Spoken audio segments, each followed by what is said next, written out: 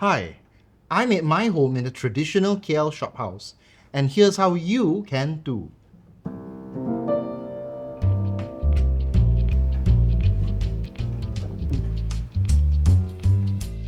Hi, my name is Caleb. I'm a lawyer practicing as a junior associate in KL, and this is my flat.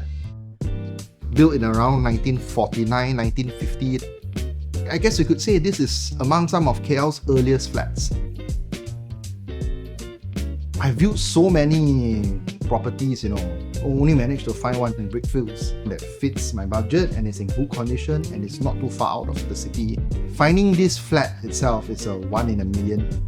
I was quite lucky because when I found this place, it was in pretty good condition already, and there was very little work for me to do. And most importantly, all the original features, the red oxide flooring, original ceiling panels, it's still intact, all of it.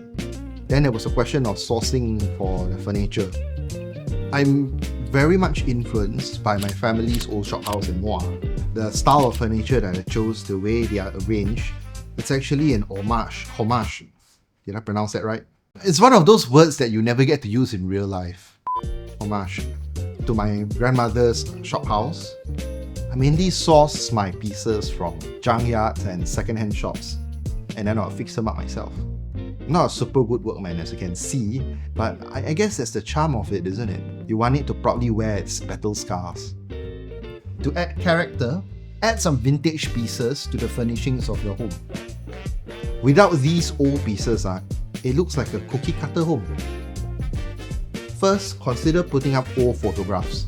Take me pictures of yourself from your childhood, just print them, put them in a nice frame and hang them up so that it actually looks like you live here. The second thing is to please consider an antique clock.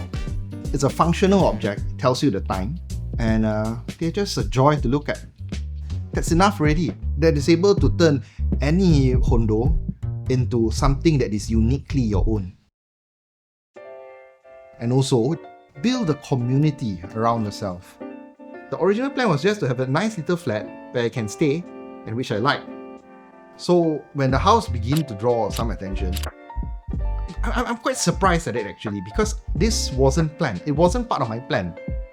But then I realized that there's an opportunity here, that it can actually be used as a platform for all the heritage and cultural events that I've always been interested in, I was hoping to start a movement of people to move back to the old city, because I'm sick and tired of seeing people take over old buildings, then turning them into cafes, and more cafes. And we've seen this trend recently with people turning old buildings and old shops, houses into residences in cities like Singapore and Penang and Bangkok. I think it's high time that KL do the same. Maybe it's KL's turn. Old properties in the city centre do have a certain aesthetic. The neighbourhood, the symphony of the city right outside your window, and the cacophony that comes with it. You basically become part of the neighbourhood. I hope that this house would inspire people to move back to the depopulated city centres, forming a little community of your own. Because everybody says that KL is an urban hellhole. But KL can be beautiful again. My message to those who are seeking to move back into the city, maybe move back to the old city centre.